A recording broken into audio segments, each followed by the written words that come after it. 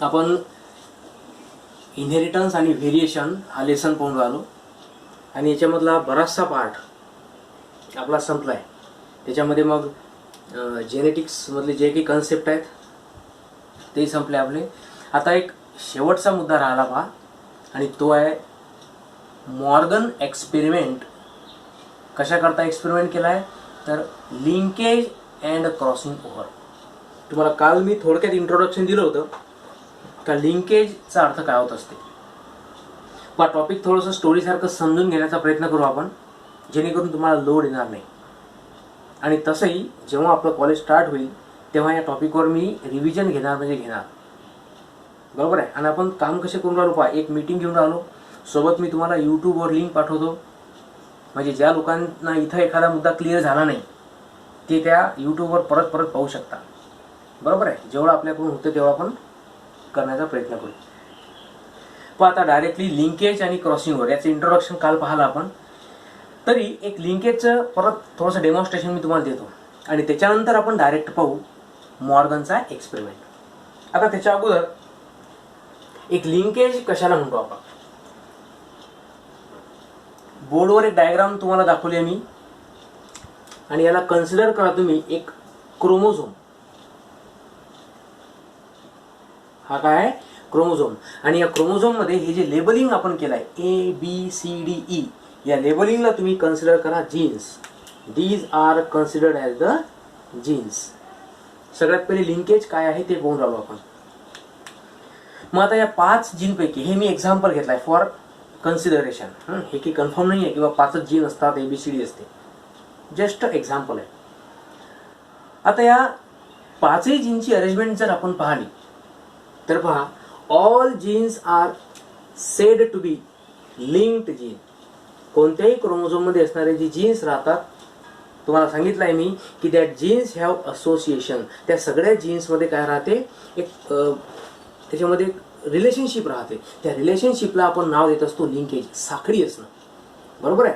That genes are located on the chromosome, म्हणजेच ते jeans linked genes असतील. पण आता याच्यापैकी काही जीन असे राहू शकतात ज्याच्यामध्ये डिस्टन्स जास्त असेल, काही जीन असे राहतील ज्यांच्यामध्ये डिस्टन्स कमी असेल, बरोबर आहे.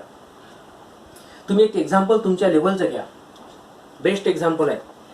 लिंकेजला प्रूफ करण्यासाठी दुसरं एक्झाम्पल कोणतं आहे तर ते एक्झाम्पल आहे जे मी बोर्डवर मांडतो, दिसते काय पहा, वाचता येते सगळ्यांना. Friendship is the best example to study the linkage. आणि समजा त्या फ्रेंडशिपमध्ये किती लोक आहेत, 5. A person, B person, C person, D आणि E पर्सन. आपल्याला टॉपिक समजून घ्यायचा आहे ह्या 2 गोष्टीचा, लिंकेज आणि क्रॉसिंग ओव्हरचं नातं काय, आणि मग त्याला प्रूफ करू आपण by using the Morgan experiment. पण पहिले समजून तर घेऊ लिंकेज आणि क्रॉसिंग ओव्हर का स्टडी करायचं आहे. आता पहा, सगळ्या लोकांचं म्हणणं असेल की ABCDE हॅव बेस्ट फ्रेंड्स. त्यांच्यामध्ये एक रिलेशनशिप आहे, त्याला मी नाव दिलं फ्रेंडशिप, म्हणजेच काय असेल, लिंकेज. कॉलेजमध्ये ॲट अ टाइम रेग्युलर ते जातात. जर त्यांना एखादा गेम खेळायचा असेल तर ते सोबतच राहतील. म्हणजे प्रत्येक वेळेस ते काय करतात, they are working together in a group. प्रत्येक वेळेस त्यांचं ग्रुपमध्ये ते वर्किंग करतात, म्हणून त्यांची फ्रेंडशिप कशी झाली, एक स्ट्रॉंग फ्रेंडशिप झाली. The friendship is said to be strong. आता काही कारणास्तव काय होऊन राहिलं पहा की याच्यामधला हा जो एक पर्सन आहे E नावाचा, समजा हा E पर्सन याच्यामधून थोडासा वेगळा राहायला लागला है ना. समजा त्यांचा काहीतरी वाद झाला, तुमच्यामध्ये इगो नावाची गोष्ट असते, बरोबर आहे. कोणती एखादी गोष्ट पटली नाही का आपण त्या व्यक्तीसोबत बोलणं बंद करतो, कट्टी बारामती जे असेल ते. मग जर समजा या 5 पर्सनपैकी या एक व्यक्ती यांच्यासोबत वाद करून राहिला, बरोबर आहे, तर माझ्यासारखा व्यक्ती काय म्हणेल की या 4 लोकांनी या E व्यक्तीला या ग्रुपमधून काढून टाकलं. असं कोणी म्हणू शकते काय की या E ने या 4 लोकांना गटमधून काढून टाकलाय, कारण या एका व्यक्तीचा ग्रुप आहेच नाही. तो फ्रेंडशिप कोणासोबत करेल, फ्रेंडशिपसाठी एकापेक्षा जास्त लोक लागतील की नाही. सेम प्रोसिजर आहे. याचा earth this 4 person ABCD have strong friendship, परंतु जो E आहे त्याच्यात फ्रेंडशिप नाही आहे. का नाही आहे, कारण या 4 आणि या 5व्याच्या मधात काय घडलं माहिती आहे काय, त्याच्यामध्ये घडलं आहे क्रॉसिंग ओव्हर. मुद्दा समजला काय, असं जीनच्या समजून घ्यायचं तुम्हाला. या चार जीन्समध्ये जर समजा स्ट्रॉंग रिलेशनशिप आहे, म्हणजे या जीन्समध्ये डिस्टन्स कमी असेल, तर याचा अर्थ त्याच्यातली लिंकेज कशी आहे, स्ट्रॉंग आहे. मग त्याच्यामध्ये क्रॉसिंग ओव्हर होणार नाही. क्रॉसिंग ओव्हर कुठं होईल, जिथं डिस्टन्स जास्त असेल त्या ठिकाणी कोणती पॉसिबिलिटी असेल, क्रॉसिंग ओव्हर. आणि हेच रिलेशनशिप असते गळे हो लिंकेज आणि क्रॉसिंग ओव्हरचं. सेलमधल्या क्रोमोझोममध्ये जे जीन्स प्रेझेंट राहतात ते जीन्स एक लिंकेज शो करतात. जशी लिंकेज त्यांची पॅरेंटमध्ये असेल त्याच्यानुसार ते ट्रान्सफर होतात टू द प्रोजेनी. आणि म्हणून आपण आपले मॅक्झिमम कॅरेक्टर शेअर करतो विथ अवर पॅरेंट्स. पटवून आलो तुम्हाला? हा झाला आपला लिंकेजचा पॉईंट. आता क्रॉसिंग ओव्हरचं जो टॉपिक आहे पहा, क्रॉसिंग ओव्हरचं काल आपण इंट्रोडक्शन पाहिलं होतं. त्याचं मिनिंग होत असतं एक्सचेंज ऑफ जेनेटिक मटेरियल. दोन क्रोमोझोम्स आहेत, या क्रोमोझोममध्ये हे जीन्स आहेत. या जीन्समध्ये जर डिस्टन्स असेल तर काय होत असतं, हे क्रोमोझोम काय होतात, क्रॉस ओव्हर. आणि ए आणि बी, ए क्रोमोझोममधले जीन्स बी मध्ये एक्सचेंज होऊ शकतात आणि बी मधले जीन ए सोबत एक्सचेंज होऊ शकतात. म्हणजे पॅरेंटमध्ये जे काही या क्रोमोझोमचं कॉम्बिनेशन होतं, जे या जीनचं कॉम्बिनेशन होतं, ते नवीन प्रोजेनीमध्ये तसंच्या तसं राहणार नाही, त्याच्यामध्ये बदल झाला. आणि बदल कोणत्या प्रोसेसमुळे झाला, क्रॉसिंग ओव्हर. मुद्दा पटत आहे? लिंकेज जेवढी स्ट्रॉंग तेवढे पॅरेंटचे कॅरेक्टर ट्रान्सफर होतात. आणि जर क्रॉसिंग ओव्हर घडलं तर पॅरेंटचे कॅरेक्टर तर ट्रान्सफर होतात पण त्याच्यात बदल होतात. याच्यावरून एक मुद्दा क्लिअर करा बा तुम्ही. हे जे मी तुम्हाला एक्झाम्पल दिलं आहे लिंकेजचं, याच्यावरून आपल्याला काय लक्षात घ्यायचं आहे की if there is a strong linkage. सगळ्यात पहिले तर लिंकेजचं मिनिंग समजून घ्या. Linkage means what? लिंकेज म्हणजे काय, it is related to the, किंवा आपण असं म्हणू, it is inversely proportional to distance between the genes. One upon लिहिलं म्हणजे आपण त्याला म्हणतो इनव्हर्सली प्रोपोर्शनल. म्हणजे दोन जीन मधलं डिस्टन्स जर समजा कमी असेल, है ना, लेस डिस्टन्स, किंवा त्याला लो डिस्टन्स म्हणू. इफ जीन्स या लो डिस्टन्स, कमीत कमी अंतर असेल तर त्यांच्यामध्ये लिंकेज करेल, the linkage will be strong. आणि लिंकेज स्ट्रॉंग आहे म्हणजे काय, जसे जीन्स पॅरेंटमध्ये आहेत तसेच ट्रान्सफर कुठं होतील, त्यांच्या प्रोजेनीमध्ये. पॅरेंटच्या सारखेच कॅरेक्टर ट्रान्सफर होणं याला म्हणतात विद्यार्थी मित्रांनो पॅरेंटल कॉम्बिनेशन. फॉर एक्झाम्पल, समजा एखाद्या पॅरेंटमध्ये स्किन कलर कसा आहे, सपोज इट इज फेअर म्हणजे गोरे आहेत ते. एक दुसरं कॅरेक्टर आहे सपोज हाईट घ्या, किंवा मग दुसरं एखादं कॅरेक्टर समजा हेअर कलर असेल, hair type of the hair असेल, आणि ते हेअर कसे आहेत, दे आर कर्ली हेअर्स. हे दोन कॅरेक्टर आहेत. आणि या दोन्ही कॅरेक्टरचे जीन्स आहेत. फेअर कलरसाठी समजा सी जीन असेल आणि या हेअर कलरसाठी समजा एच नावाचा जीन असेल, एच फॉर हेअर. हे दोन्ही जीन जे आहेत, समजा या दोन जीनमध्ये डिस्टन्स कमी आहे, तर हे जीन जसे पॅरेंटमध्ये आहे तसे कुठे ट्रान्सफर होतील, प्रोजेनीमध्ये. त्यांच्यामध्ये स्किन कलर फेअर राहील and the hair will be curly. म्हणजे कॅरेक्टर जे आहेत पॅरेंटचे ते ॲज इट इज ट्रान्सफर झाले, म्हणून मी त्याला शब्द वापरून आलो पॅरेंटल कॉम्बिनेशन हायर. तेच जर समजा हे डिस्टन्स वाढवलं आपण, जर या जीन मधलं डिस्टन्स जास्त असेल, if it is long distance, तर अशा वेळेस लिंकेज स्ट्रॉंग नसेल, कारण त्याच्यामध्ये काय घडणार, क्रॉसिंग ओव्हर, फ्रेंडशिप तुटली. आणि अशा वेळेस लिंकेज काय होईल, that linkage will be loose. This is the introduction. आता याला प्रूफ करण्याकरता जो मॉर्गन नावाचा व्यक्ती आहे, त्या मॉर्गननी एक ऑर्गॅनिझम सिलेक्ट केला. त्या ऑर्गॅनिझम मध्ये काही कॅरेक्टर घेतले असतील, जीन्स घेतले असतील, आणि त्यांचा क्रॉस करून स्टडी केलं की या कॉम्बिनेशनचा फरक काय पडतो. ठीक आहे, आता डायरेक्टली आपण तो एक्सपेरिमेंट स्टडी करू. मुद्दा समजला तुम्हाला? लिंकेज स्ट्रॉंग तर क्रॉसिंग ओव्हर घडणार नाही, लिंकेज लूज असेल तर क्रॉसिंग ओव्हर घडेल. क्रॉसिंग ओव्हर घडणं म्हणजे नवीन कॅरेक्टर्स ॲड होणं. म्हणजेच हे शब्द माहीत पाहिजे तुम्हाला का क्रॉसिंग ओव्हर घडणं म्हणजेच काय, it is related to the recombination. नवीन कॅरेक्टर्स ॲड होत राहतील. ठीक आहे, आता पहा, let's study the experiment of Morgan. कोणताही जेव्हा एक्सपेरिमेंट आपण स्टडी करतो त्याच्यामध्ये एखादा ऑर्गॅनिझम निवडला जाईल, बरोबर आहे. तर तसं या ठिकाणी मॉर्गननी काय केलं पहा, ही सिलेक्ट द ऑर्गॅनिझम ड्रॉसोफिला मेलॅनोगॅस्टर. लक्षात ठेवा, जे तुम्हाला एक्झाम्पल येऊन राहिले हे सगळे एक्झाम्पल आहेत मॉडेल ऑर्गॅनिझमचे. बरोबर आहे. जेनेटिकल एक्सपेरिमेंटमध्ये मॉर्गन नावाचा सायंटिस्ट आणि हे जे ड्रॉसोफिला नावाची फ्लाय, ड्रॉसोफिला म्हणजे काय, it is a type of insect, त्याला फ्लाय म्हणतो आपण, रेड आईड फ्लाय है ना. तर याचं एक महत्त्वाचं राहते पहा, एक it act as the model organism. आता यांनी स्टडी काय केला पहा. मॉर्गन कॅरीड आउट सेव्हरल डाय हायब्रिड क्रॉसेस. ज्याला मेंडेल आठवला त्याला डायहायब्रिड क्रॉसचा मुद्दा पटकन लक्षात येते. किती कॅरेक्टर्स असतात डायहायब्रिड क्रॉसमध्ये? 1 की 2? 2 कॅरेक्टर. आणि ते दोनही कॅरेक्टर कॉन्ट्रास्टिंग असली पाहिजे. एक रेड असेल तर दुसरा व्हाईट, जसं त्या ऑर्गॅनिझम मध्ये असेल त्या पद्धतीनं. एक टॉल असेल तर दुसरा डॉर्क असेल. असे 2 कॉन्ट्रास्टिंग कॅरेक्टरचे जर सिलेक्शन केलं असेल तर त्याला आपण म्हणतो डायहायब्रिड क्रॉस आहे. तर यांनी ड्रासोफिलामध्ये डायहायब्रिड क्रॉस केला. पाहून घ्या. आता पहिला क्रॉस आपण डिटेलमध्ये पाहू, दुसरा क्रॉस तुम्हाला घरी करावा लागेल. त्यांनी अशा ड्रासोफिलाचं सिलेक्शन केलं ज्याच्यामध्ये कॅरेक्टर 2 स्टडी करायचे आहेत पहा. And the characters our body colour किंवा आपण त्याला स्किन कलर म्हटलं तरी चालेल, अँड आई कलर. बरोबर आहे. हे 2 कॅरेक्टर आहेत, so it is called as dihybrid cross. कोणत्याही प्रकारचा क्रॉस स्टडी करताना मेथड काय म्हणते की आपण सगळ्यात पहिले काय करत असतो, सिलेक्ट द पॅरेंटल जनरेशन. आता पहिला क्रॉस ही cross yellow body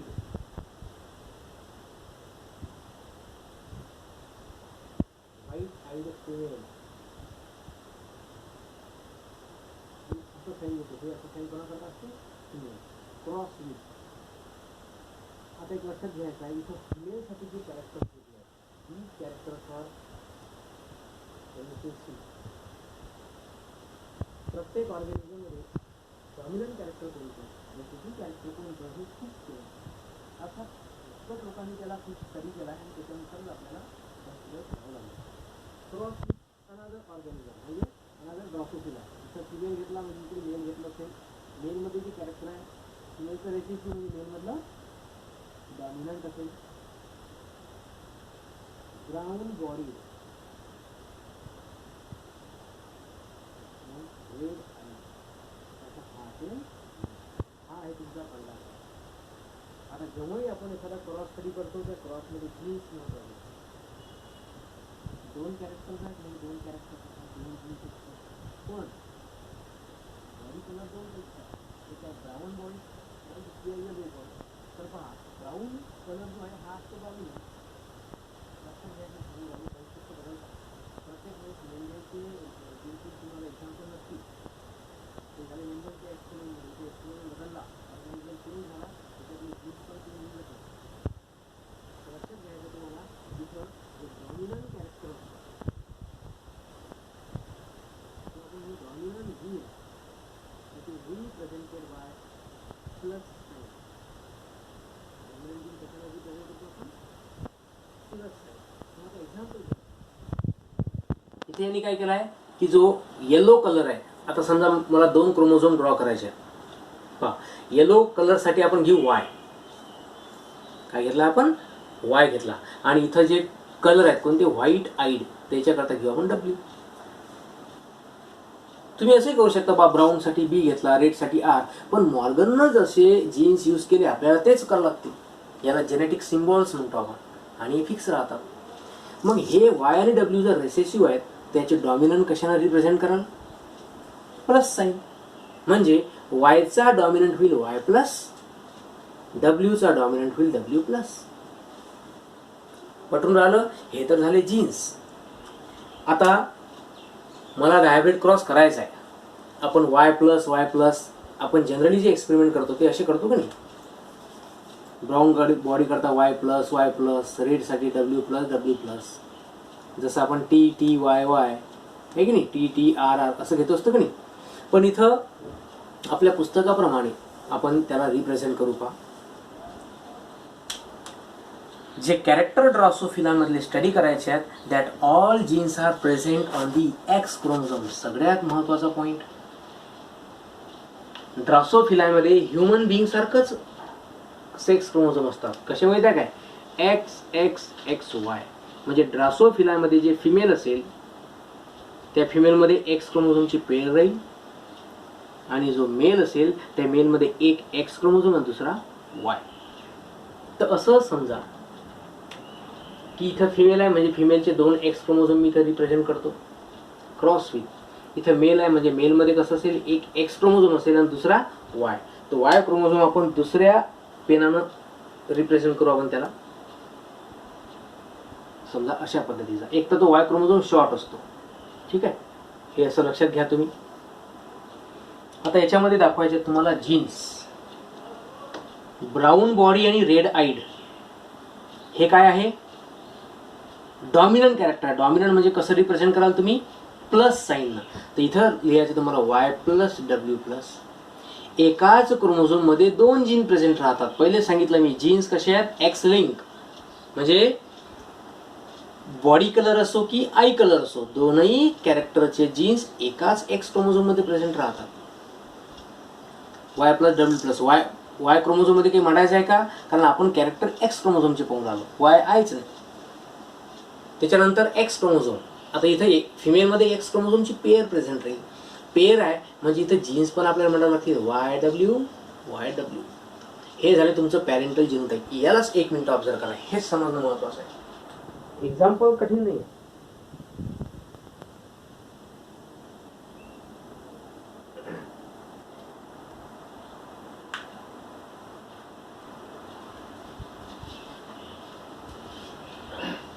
aches chromosome असतं बरोबर आहे.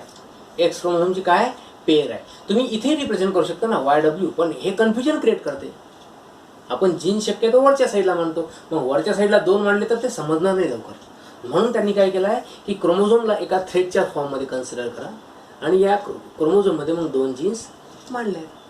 ओके, हा झाला तुमचा पॅरेंटलचा पार्ट. आता आपली जनरल प्रोसिजर.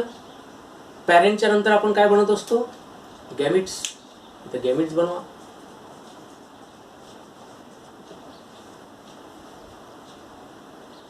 काही मुद्दे क्लिअर जर झाले नाही तर तुम्ही यूट्यूबमध्ये परत परत पाहू शकता.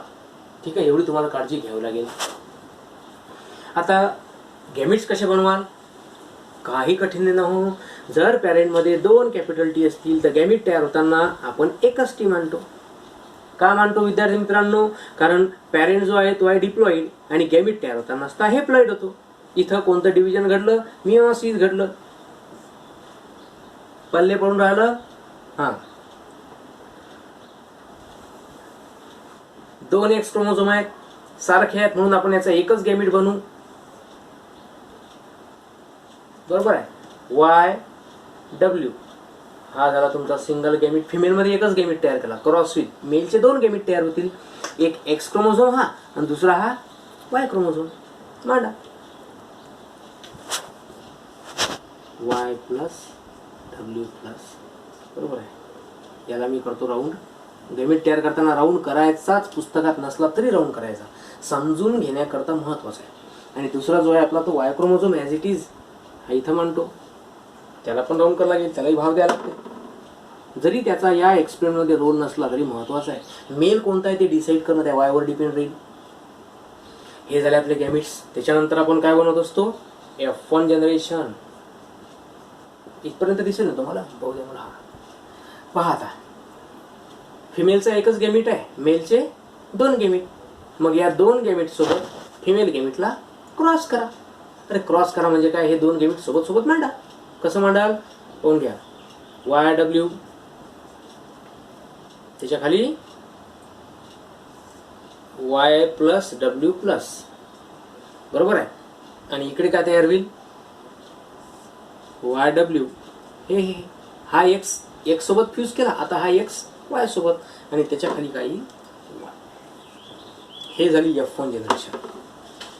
सांगा मला आता इथं सुद्धा मेंडेलचा लॉ अप्लिकेबल करायचा तुम्हाला. जर मेंडेलचा लॉ इथं असेल तर F1 जनरेशनमध्ये जे प्रोजेनी दिसली त्या प्रोजेनीमध्ये कोणतं कॅरेक्टर दिसायला पाहिजे? डॉमिनंट की रेसेसिव्ह?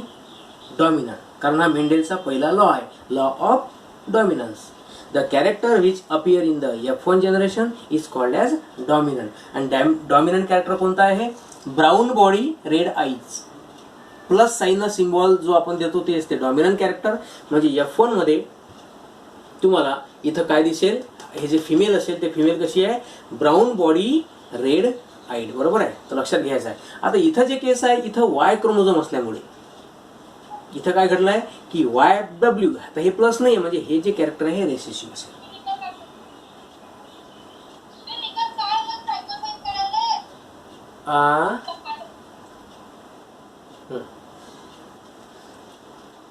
आता या F1 जनरेशनचे आपण परत काय करत असतो? सेल्फिंग.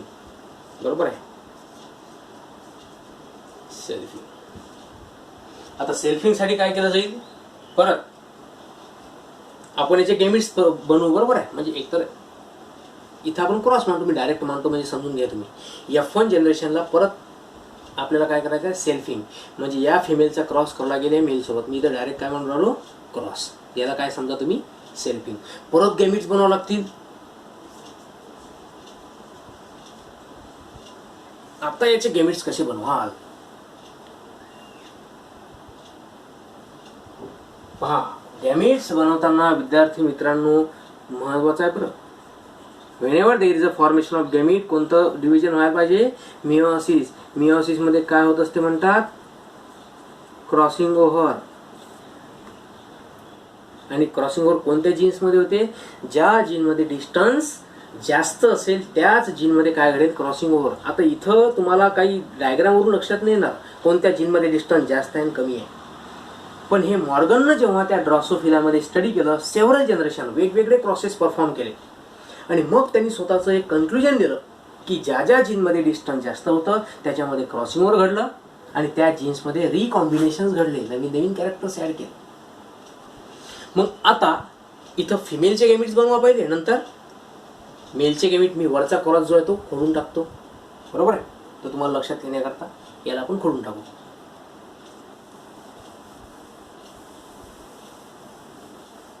हे सगळं जागाही करावं लागते बॉल येण्याकरता. कसं आहे? बरं, हां, हे आपली F1 जनरेशन होती आणि याची आपण तयार करून राहिलो गेमिट्स. पहा, आता गेमिट तयार करताना आपण काय करायचं आहे? सगळ्यात पहिले आपण फिमेलचे गेमिट्स बनवू.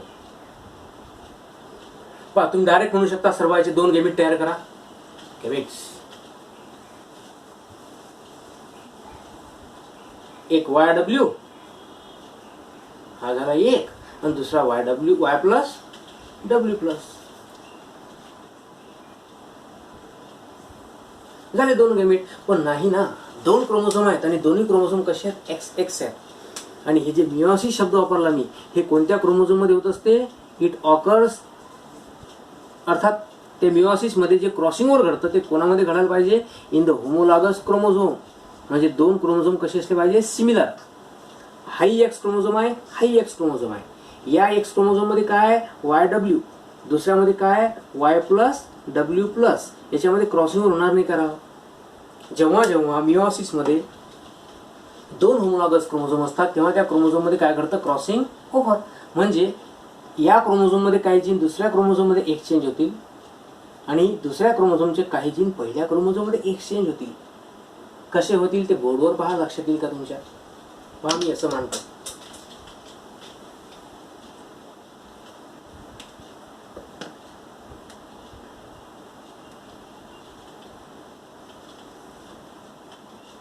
YW plus Y plus W हा एक गेमिट बनला. पहिला जो तयार केला आपण तो आहे YW है ना. हा पहिला असाच्या असा, शेवटचा तहाच्या तसाच Y प्लस W प्लस. आता काय झालं? क्रॉसिंग ओव्हरमुळे काय होऊन राहिलं की पहिल्या क्रोमोझोमच्या Y सोबत दुसऱ्या क्रोमोझोमचा W येईल, YW प्लस. बरोबर आहे. आणि या दुसऱ्या क्रोमोझोमच्या Y प्लस सोबत पहिल्या क्रोमोझोमचा W येईल. परत समजून सांगतो. आपल्याकडे क्रोमोझोम 2 आहेत, इथं क्रॉसिंग होऊन राहिलं, हे पहा, असं लक्षात घ्या. या Y सोबत कोणाची पेअरिंग झाली? डब्ल्यू प्लस म्हणजे डॉमिनंट कॅरेक्टर रेसेसिव्ह सोबत सोबत आले आणि इकडे रेसेसिव्ह सोबत काय आलं डॉमिनंट. अबे टेन्शन घेऊ नका, हा टॉपिक कठीण नाही आहे. दुसरं सांगतो तुम्हाला समजून घेण्याकरता, याला आपण इरेज करू थोडंसं किंवा राहू द्या कारण कसं आहे आपल्याला समजायचं काम आहे. पण इथं मानतो मी, आपण मेंढेलमध्ये पाहिलं होतं येलो राऊंड आणि काय पाहिलं होतं ग्रीन रिंकन. पण जेव्हा F2 जनरेशन तयार झाली होती तेव्हा येलो सोबत काय आलं होतं माहिती आहे काय, येलो सोबत कंबाईन झाला होता रिंकन आणि ग्रीन सोबत कंबाईन झाला होता राऊंड. कारण हे असं काय झालं होतं क्रॉसिंगवर. समजून घ्या गड्या, कारण हा क्रॉस आता डबल इथं मांडणं म्हणजे वेळ जाणं. आपल्याला हा टॉपिक आज ॲटलिस्ट एक क्रॉस संपतो नाही, तो दुसरा क्रॉस आपण प्रॅक्टिस करू घरी. तर हे झाले तुमचे कोणत्या ऑर्गॅनिझमचे गॅमीट्स, फिमेलचे. आता असेच मेलचे. मेलमध्ये काय कठीण आहे, एक एक्स क्रोमोझोम आहे, दुसरा वाय. एका गॅमेटमध्ये एक्स क्रोमोझोम टाकून द्या, दुसऱ्या गॅमेटमध्ये वाय क्रोमोझोम टाकून द्या. वाय डब्ल्यू हा एक गॅमेट आणि इकडे त्याचं क्रॉसिंग. हे फिमेलचे गॅमेट, हे मेलचे गॅमेट. आता त्याचं रिप्रेझेंटेशन करा, परत याला इरेज करा.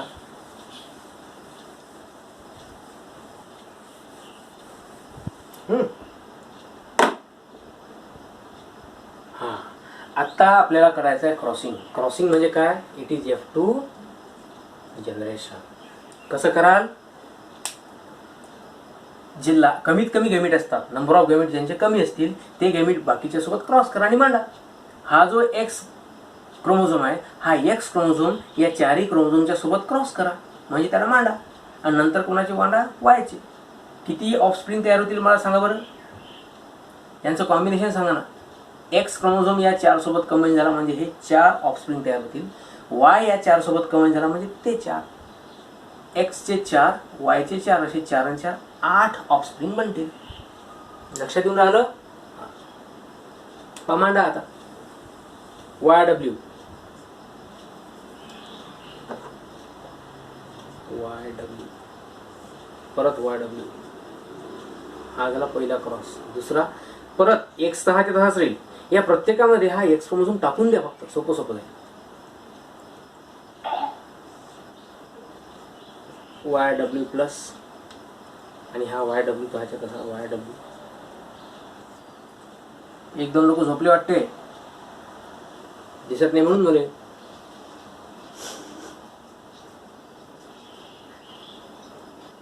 कसं आहे, झोपणे आणि विसरणे आमचा छंद आहे म्हणा, आणि तो आम्ही जोपासतो, पण जोपासू नका.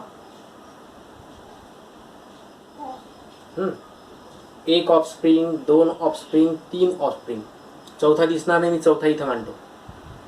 कसा असेल तो, वाय डब्ल्यू डब्ल्यू प्लस, बरोबर आहे, आणि वाय डब्ल्यू. हे झाले 1 2 3 4, हे झाले एक्स क्रोमोझोम सोबत फ्युजन. आता असंच वाय, प्रत्येकामध्ये काय ऍड करा, वाय टाकून द्या. कोण होय रे,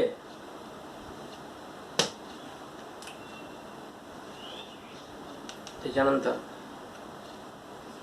वाय डब्ल्यू प्लस. लक्ष कसं आहे, मन लावून दिल्याशिवाय नाही समजत गडी. वाय प्लस डब्ल्यू,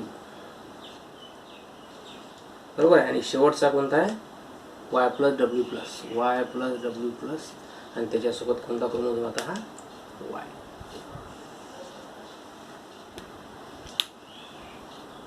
ओके, पाहून घ्या. मी परत ऑफस्प्रिंगला रिप्रेझेंट करतो. हा झाला आपला 1 नंबर, 2 नंबर, 3 नंबर, हा 4 नंबर, बरोबर. याला हा 5 6 7 आणि 8, असे किती ऑफस्प्रिंग बनले, 8 ऑफस्प्रिंग. आता जेव्हा आपण या डायग्रामला ऑब्झर्व करू, आपल्या लक्षात हे येत नाही की याच्यामध्ये पॅरेंटल कॉम्बिनेशन जास्त आहे का कमी आहे की काय आहे. पण एक लक्षात घेऊन घ्या की टोटल ऑफस्प्रिंगमध्ये तुम्हाला डॉमिनंट जीन जो आहे, तो डॉमिनंट जीन प्रत्येकमध्ये तुम्हाला दिसणार म्हणजे दिसणार. मॅक्झिमम कॅरेक्टरमध्ये पहा तुम्ही, 8 पैकी 1 2 3 4 5 6, 8 पैकी 6 असे कॅरेक्टर आहेत. आउट ऑफ 8 6 कॅरेक्टर आहेत, ज्याच्यामध्ये कोणतं कॅरेक्टर दिसणार तुम्हाला, डॉमिनंट कॅरेक्टर. याचा अर्थ एक्स क्रोमोझोममध्ये जे डॉमिनंट जीन्स आहेत ते जीन्स कसे आहेत, they are close to each other, त्याच्यामध्ये डिस्टन्स काय असेल, कमी असेल. पटून आलं. म्हणजे ज्या जीनमध्ये डिस्टन्स कमी आहे तिथं काय घडलं नसेल, क्रॉसिंग ओव्हर.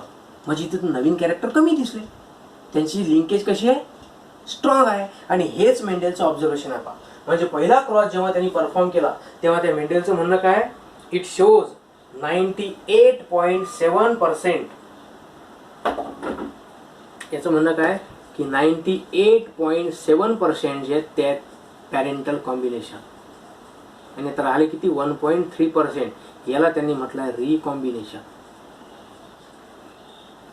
मॅक्झिमम कॅरेक्टर पॅरेंटचेच आहेत, बरोबर आहे, परंतु थोडेसे जे कॅरेक्टर ते नवीन आले. आता पाहून घ्या. YW रेसेसिव्ह कॅरेक्टर आहे. रेसेसिव्ह म्हणजे कोणतं असेल, येलो बॉडी व्हाईट आईड, बरोबर आहे. इथं डॉमिनंट कॅरेक्टर आहे, पॅरेंटल सारखंच राहील, इथं पॅरेंटल सारखंच राहील, parental parental parental. Maximum character parent सारखे आहेत, फक्त थोडासा बदल कुठं घडला. आता इथं W+ आला. W+ आला म्हणजे इथं रेड आईड, बरोबर आहे.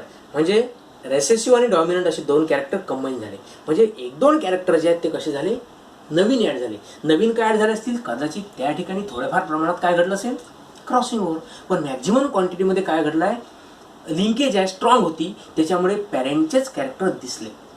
लक्षात घ्या, क्रॉसिंग ओव्हर घडलं पाहिजे असा नियम नाही आहे. मॉर्गनला फक्त प्रूफ काय करायचं आहे की बुवा जेव्हा क्रोमोझोम इनहेरिट होतात, जनरेशन जेव्हा बनते तेव्हा काही ठिकाणी लिंकेज असते आणि काही ठिकाणी क्रॉसिंग ओव्हर असते. बस एवढंच त्याला प्रूफ करायचं की जीनमध्ये डिस्टन्स कमी जास्त असू शकते आणि त्याच्यावर डिपेंड राहील की लिंकेज आणि क्रॉसिंग ओव्हर. लिंकेज जर स्ट्रॉंग असेल तर क्रॉसिंग ओव्हर घडणार नाही, लिंकेज जर लूज असेल तर क्रॉसिंग ओव्हर घडेल. जेवढं जास्त क्रॉसिंग ओव्हर तेवढे जास्त रिकॉम्बिनेशन, नवीन कॅरेक्टर ॲड होतात. The topic of linkage and crossing over. कोणतं एक्झाम्पल घेतलंय त्यांनी, ही टेक द एक्झाम्पल ऑफ ड्रासोफिलाय.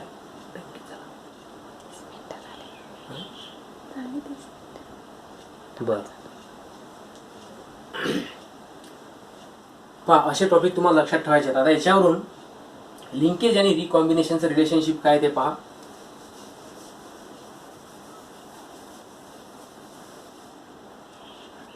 जेव्हा तुम्ही घरी, आता हे जे दुसरा क्रॉस आहे पहा, this will be homework for you.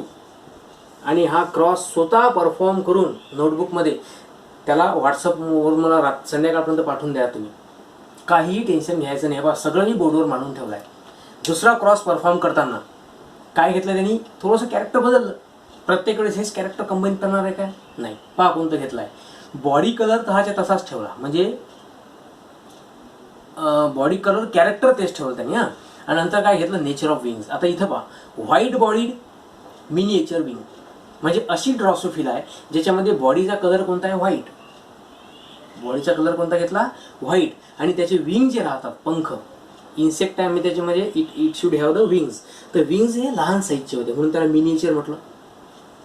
समजून घेण्याकरता लिहू शकता तुम्ही. मिनिएचर म्हणजे काय, स्मॉल साइज्ड विंग. हे झालं recessive character. This is a recessive character. आणि याला कंबाईन केलं दुसऱ्या ड्रॉसोफिलायसोबत, त्याचे कॅरेक्टर डॉमिनंट आहेत. व्हाईटचा डॉमिनंट त्यांनी घेतला आहे ब्राऊन, Y+, बरोबर आहे. म्हणजे क्रोमोझोम पहिला कसा होईल तुमचा, व्हाईट बॉडी मिनिएचर करता. इथं आपण जसं YW घेतला की तसा इथं YM घ्यायचा आहे. YM हे तुमचं फिमेल होईल. क्रॉस विथ इथं ब्राऊन बॉडी, ब्राऊन आणि नॉर्मल. नॉर्मल म्हणजे हेल्दी, हे स्मॉल साईज आहेत. हे नॉर्मल म्हणजे हेल्दी विंग्स, हे डॉमिनंट कॅरेक्टर आहे. मग इथं जर तुम्ही Y कॅरेक्टर जीन घेतला रेसेसिव्हचा, तर Yचा डॉमिनंट काय होईल, Y+. इथं M+, आणि इथं कोणता gene, chromosomal Y. So this is the female, this is the male. असा क्रॉस तुम्हाला परफॉर्म करायचा आहे. ठीक आहे, हे करून टाकतो मी, हे तुमचं होमवर्क आहे. जेव्हा तुम्ही या क्रॉसला परफॉर्म कराल तेव्हा त्याचा रिझल्ट पुस्तकात असा दिला आहे.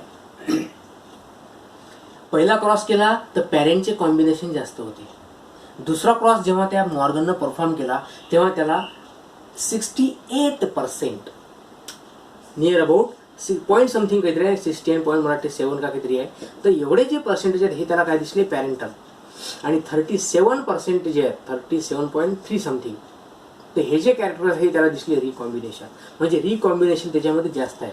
म्हणजे कदाचित बॉडी कलर आणि विंग्स यांचे जे जीन्स आहेत त्या जीन्समध्ये काय असेल, डिस्टन्स जास्त असेल. हे तुम्हाला लक्षात ठेवायचं आहे. तर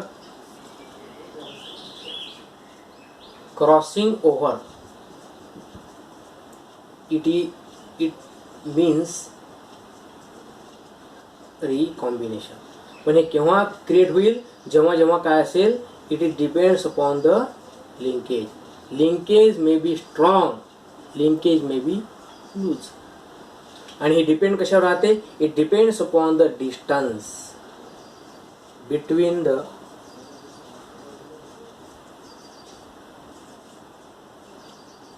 jeans. Okay, strong linkage, low recombination. अबे समजून घ्या, हे महत्वाचं आहे. नवीन कॉम्बिनेशन आलं नाही कॅरेक्टरचं, म्हणजे सगळे कॅरेक्टर पॅरेंट सारखे आहेत, म्हणजेच मोर पॅरेंटल कॉम्बिनेशन. ओके, लिंकेज जर लूज असेल तर रिकॉम्बिनेशनचा रेट जास्त राहील, सो हाय रिकॉम्बिनेशन. आणि रिकॉम्बिनेशन जास्त आहेत म्हणजे पॅरेंटचे कॉम्बिनेशन कमी झाले, so low parental combination. Okay, so in this way we can prove the topic that is linkage and crossing over, both are related to each other.